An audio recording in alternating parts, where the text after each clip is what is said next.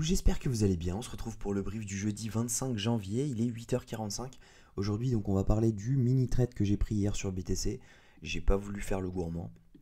On va parler également des news économiques, du ratio long and short, du funding open interest, des liquidations, on finira par l'analyse technique et on analysera ensemble le AAVE, le SUND et le DYDX. Donc tout simplement le trade que j'ai pris hier, on avait donc ce mini choche, vraiment mini. Celui-là, il est pas valide. Et tout simplement, j'ai visé un retour zone ETE de ce mouvement-ci, étant donné que ici, on avait déjà rejoint ce mouvement ETE. Donc du coup, j'ai voulu rentrer là-dedans. Donc je suis rentré là, j'ai mis mon SL juste sous cette mèche, sous la trend et sous l'ETE. Et puis j'ai visé un RR de 2, donc qui représentait à peu près le haut de cette mèche. Et donc du coup ça a fait un RR de 2, sauf que j'ai risqué 0,25% R, donc 0,5 R de gagner. Je préfère limiter un peu les pertes au cas où, parce que tout simplement on n'a aucune structure haussière pour le moment. Si jamais on regarde en plus haut time frame, il faudrait vraiment qu'on clôture au-dessus de ça. Mais on va voir ensemble que pour le moment rien n'est fait. On n'a pas de bottom pour le moment, et au niveau des datas, on est un peu perdu. Donc au niveau des news économiques, aujourd'hui on va avoir à 14h15 la décision de la BCE sur les taux d'intérêt. Donc ça va être impactant si jamais vous avez des crédits en cours, etc. Si jamais on baisse les taux ou si jamais on les monte. Sauf si vous n'êtes pas à taux variable, bien sûr, si on les monte, ça ne changera rien. Si on les baisse, vous pourrez renégocier vos taux. Donc ça, c'est plutôt une bonne nouvelle. Mais pour le moment, je crois qu'il ne prévoit pas forcément de hausse. On prévoit tout simplement 4,5%. Au niveau du PIB américain, donc qui va être donné à 14h30, ça va avoir un impact direct sur le dollar et par conséquent sur le consensus de la prochaine réunion FOMC, qui est la semaine prochaine. Donc préparez-vous, parce que ça va bouger à mon avis aujourd'hui à l'ouverture des marchés. Et on aura également des discours de Lagarde. Et puis c'est tout pour aujourd'hui. Demain on aura le PCE Core, donc indice des ménages, indice des prix à la consommation des ménages. Donc ça a un impact direct sur l'inflation, qui lui-même a un impact direct sur le consensus de la prochaine réunion FOMC. Donc c'est pareil, ça va avoir un impact sur les marchés, sur le dollar. Donc attention, demain à 14h30 également. Au niveau du ratio long and short, on a donc 2 milliards 66 millions de longues. On a donc 20 millions de longues en moins qu'hier. En revanche, on a 100 millions, 80 millions de short en plus depuis hier, uniquement sur Binance. Donc si jamais on regarde le funding open interest, si jamais on regarde un peu les autres exchanges, on voit que la majorité est en train de long ici. Donc à peu près là où moi j'avais long, donc c'est pas plus mal que j'ai clôturé. Donc voilà, on a le funding qui monte, on a l'open interest qui monte, et tout simplement on a le prix qui monte. Donc pas mal de longues sur cette montée. On pourrait très bien venir liquider en dessous avant de refaire un voyage haussier. Donc tout simplement, il faut savoir que entre ici, hop, et donc dans ce carré là, tout simplement, on a du long. Hop, même jusqu'ici. Ça y est pas. Donc voilà, entre les 40 200 et les 39 485, on sait qu'on a du long. Donc dans l'idée, il faudrait descendre un peu en dessous pour les fermer et ensuite pouvoir repartir. Donc ça, c'est vraiment court terme. On est depuis hier soir. Au niveau de la map des liquidations, vous allez voir que c'est exactement ce que je disais, hein. On a du long et du short qui se sont ouverts sur les 24 dernières heures. On voit que les liquidations sont à la hausse et à la baisse. Donc on pourrait très bien faire du yo-yo à l'ouverture des marchés tout à l'heure. Donc c'est pour ça qu'il va falloir y faire vraiment attention, et que c'est un peu dangereux de prendre des positions en ce moment. On voit que sur les 12 dernières heures, c'est à peu près ce que je disais, hein. Depuis hier soir, on a du long qui s'ouvre, donc des liquidations en dessous. Et sur 3 jours, c'est pareil, il me semble que c'est du yo-yo. Voilà, on a énormément de liquidations à la hausse, énormément à la baisse. Donc voilà, le yo-yo va être donné à un moment où personne n'est prêt. Sur une semaine, les liquidations sont à la hausse. Et maintenant, si je m'en regarde dans ce sens-ci, sur 30 jours, on voit que les liquidations sont clairement à la hausse. Il ne nous reste plus grand-chose à liquider en bas. Et on a énormément d'ordres acheteurs en bas. Donc potentiellement, on aurait un bottom au niveau des datas. mais ça n'empêche pas qu'on puisse revenir, refaire un petit mouvement baissier, revenir tester cette trend, et tout simplement, hop, alors c'est pas du tout ça que je voulais, hop, je veux ça. Et tout simplement revenir dans ce mouvement OTE qu'on n'est pas encore venu chercher. Donc ça, je peux l'enlever. Donc ça nous ferait un mouvement. Donc tout simplement, hein, ça c'est à peu près... donc ça c'est de l'à peu près. Mais voilà, venir chercher cette zone, ce serait possible. Donc venir chercher les 39 200 en laissant ce plus bas. Car je pense que on n'a aucun intérêt à aller plus bas maintenant tout de suite, dans l'immédiat. Donc voilà. On aurait une belle entrée longue là-dedans. Ok, entre les 39 300 et les 38 960 avec un SL à 38 500, et tout simplement pour venir target soit ce plus haut dans un premier temps. Après il faudra plusieurs TP à mon avis parce qu'on n'est jamais sûr sur ce genre de move. Mais voilà, en gros, hop, je vais enlever ça. Mais voilà, en gros, il y aurait une position longue là-dedans. Si jamais on y va, donc il y aurait une position longue là-dedans avec un premier TP donc au-dessus de ça, deuxième TP ici, troisième TP au-dessus de ce plus haut et quatrième TP, TP final dans la zone de rechargement de short que on a de ce mouvement, étant donné que faut pas oublier que on a tout simplement fait ce shosh, ok, qui est validé, ok, en daily. On a donc ça c'est un shosh ici, un boss ici, et tout simplement si jamais on refaisait un retour zone OTE, ça serait pour mieux short, pour venir chercher les 33 derrière. Donc ça serait potentiellement la zone à laquelle je prendrais un petit peu de profit sur des positions où je suis un peu trop exposé et j'ai envie de libérer un peu de cash pour acheter plus bas. Ça serait une possibilité. Je pense que c'est largement possible qu'on vienne chercher les 33 quand même dans l'année, dans même le trimestre. On verra. Mais voilà. Donc au niveau de Bitcoin, pour moi, on pourrait avoir un petit retracement et revenir chercher cette zone de rechargement, et on verra tout simplement comment ça se passera à ce moment-là. C'est clair que si jamais on voit tout le monde qui longue ce mouvement, ça va être compliqué d'aller chercher cette zone. En revanche, si jamais on commence à monter et que vous voyez les shorts qui augmentent, et bien tout simplement ça facilitera les choses pour aller plus haut. Au niveau donc de AAVE, alors donc on va analyser ça, on va regarder, savoir quelles sont les zones long terme. Alors je vais mettre en daily directement. Hop. Donc les zones long terme, moi j'ai accumulé dans cette zone-là, dans la zone violette. J'en ai acheté pas mal des AAVE. Et si jamais je devais re-rentrer, donc là moi j'ai pas prévu de racheter, en tout cas tant qu'on n'est pas dans ces prix, et tant qu'on n'est pas au premier arrêt, donc je ne vendrai pas. Hop. Alors, donc on va se mettre tout simplement un Fibo. Donc le Fibo, hein, tout simplement, c'est la chose la plus facile qui existe pour pouvoir avoir des zones. Vous rentrez en zone OTE, en général, vous êtes toujours gagnant si jamais vous croyez à long terme à ce token. Donc tout simplement, on aurait une première zone d'achat entre les 80 et les 66 $. Maintenant, on va affiner en fonction des résistances, etc.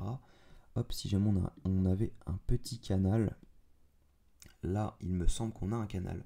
Hop, on rebondit ici.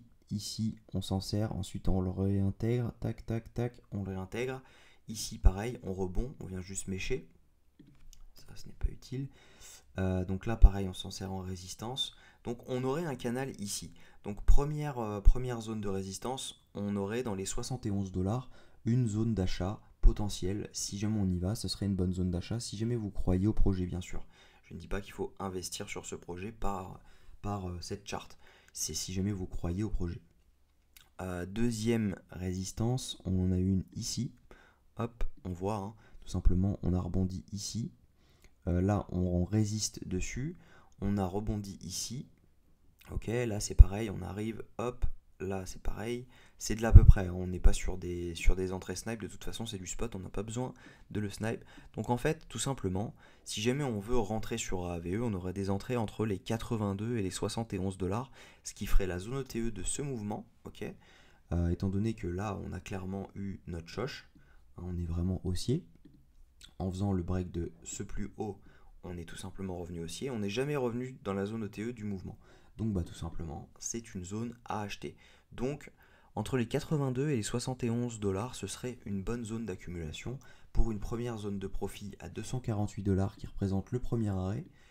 Une deuxième prise de profit à 378 $, entre les 378 et les 469. Il faut savoir que j'avais recalculé la TH en fonction du nombre de tokens. Donc par exemple, pour le même market cap, on n'aurait pas un ATH à donc 668 $. Si on divise le market cap par le nombre de tokens qui sont actuellement disponibles, ça nous donne 585 $. Donc l'ATH, pareil, prise de profit, et ensuite extension de Fibo à 920 $. Donc c'est pareil, ces prix sont calculés en fonction du recalcul du market cap. Donc c'est pour ça que vous ne tomberez pas sur les mêmes choses.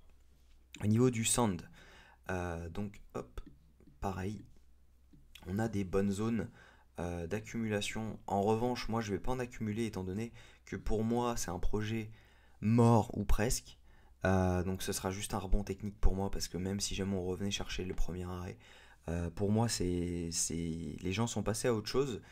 Sand c'était bien quand on a les jeux vidéo, etc. qui sont sortis, le métaverse, etc. Mais là, il y a des plus gros quand même qui sont un peu mieux, enfin, selon moi. Maintenant, si jamais vous souhaitez en accumuler, aucun problème, je vous donne les zones. On est actuellement dans une phase d'accumulation qui représente entre les 0,60, 64 et les 0,27, 98, parce que tout simplement, on est sur des supports qui servent de résistance. Donc ici, tout simplement ici, et là ça nous a servi de résistance. Pareil ici, donc là c'était en fait tout simplement le support d'ici, mais on pourrait tout simplement le descendre jusqu'ici, parce que là on en a une résistance là on s'en sert comme support, là on s'en sert comme support, et pourquoi pas tout simplement revenir les chercher. Donc ce serait pas impossible. Maintenant, si jamais on devait avoir un rebond now, et ben ce serait tout simplement dans cette zone OTE, donc dans la Golden Zone. On voit, il y a eu une première mèche, on est reparti. Maintenant, à voir si jamais ça va tenir. Moi, c'est pas un projet auquel je crois, mais voilà, si jamais vous voulez des targets, le premier arrêt se situe à 3,42 $, la zone de rechargement à 5,36, 6,73 pour une deuxième vente et une extension de Fibo à 13 $. Maintenant, je ne vous garantis absolument rien sur les targets, étant donné que je n'y crois pas du tout. Au niveau de DYDX, alors, au niveau technique, pour moi, c'est clean. Maintenant, au niveau macro, ça ne l'est pas.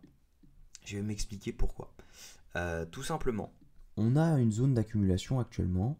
Moi, c'est un projet auquel je croyais. Donc, j'ai accumulé sous les 1 $. Je crois que c'était ici. Tac, 0,4. Voilà, ici. Donc, tout simplement, j'en avais acheté sous les 1 $. Je me rappelle très bien, c'était une super target. Et je les ai revendus à 3,17 il y a quelques temps, ici. Alors pourquoi je les ai vendus? Tout simplement parce qu'il y a des unlocks qui se font. Ils ont unlock environ 50% de la supply là récemment. Mais si jamais on regarde l'inflation, on a eu une inflation de 180% cette année. Donc ça veut tout simplement dire que si jamais on revenait à l'ATH, donc qui représente les 27 $, ok, juste cette année. Donc ça veut dire que, hop, on va se prendre la même date à l'année dernière. Hop, donc 2024, 25, on est le 25 janvier. Donc si on prend 25 janvier 2023, ok, tac, on était à peu près au même prix, ok. Mais il faut savoir que là, on a un market cap qui est 3 fois supérieur à ce prix. On était à 2,62 le 2 février 2023, ok. Et bien, il faut savoir qu'il y a un market cap qui est 3 fois plus élevé actuellement et le token n'a pas bougé. Donc ça veut dire que logiquement, on devrait déjà être à 7-8 $. Si jamais on augmente de 180% tout simplement, hein. Hop, donc tac. Donc 180%, on devrait être logiquement à 7,44 $ pour le même montant en supply. Donc tout simplement, moi ça me plaît pas. C'est un token qui est beaucoup trop inflationniste et qui va galérer dans le temps et qui au bear market va prendre une claque énorme. Donc quand bien même il viendrait ici, en fait même les premiers arrêts, etc., ils sont mal placés. Il faut tout réduire de quasi 180%. Donc en fait on aurait un premier arrêt à 6 $, et un objectif qu'il faut réduire de 180%. Donc voilà, c'est compliqué à calculer là. Il faudrait que je le fasse manuellement en comparant le market cap avec la supply. Mais il faut savoir un truc, c'est que Et actuellement, on n'a que... hop, je vais prendre CoinMarketCap vite fait. Tac. Pour être sûr du nombre de tokens qui sont dispo. Hop, DYDX. Hop là. Au niveau, donc, on a total supply de 691 millions donc de tokens disponibles, sachant qu'il y en a 1 milliard qui vont sortir. Donc ça veut dire qu'on va encore avoir une inflation qui va être extrêmement haute. Donc pour moi, c'est pas un token qui pourrait exploser dans les années à venir. Maintenant, c'est vrai qu'il y a des choses qui sont intéressantes avec son stacking, avec sa plateforme qui rémunère directement en USDC et non en DYDX. Mais voilà, pour moi, c'est une fonda qui est compliquée et donc c'est la raison pour laquelle j'ai vendu et la raison pour laquelle je ne vais pas réinvestir. Parce que tout simplement, si jamais on avait le même market cap qu'ici, sachez qu'on n'est plus à 1$. Si on devait descendre à 1$ comme on est descendu ici, on n'est plus à 1$, on est environ à 40 centimes. Donc pour tous ceux qui ont du DYDX maintenant à 2,60, bah, les 40 centimes, tac, ça vous fait une chute de près de 83%. Et pourtant, normalement, ça fait une chute que de 50%. Donc voilà.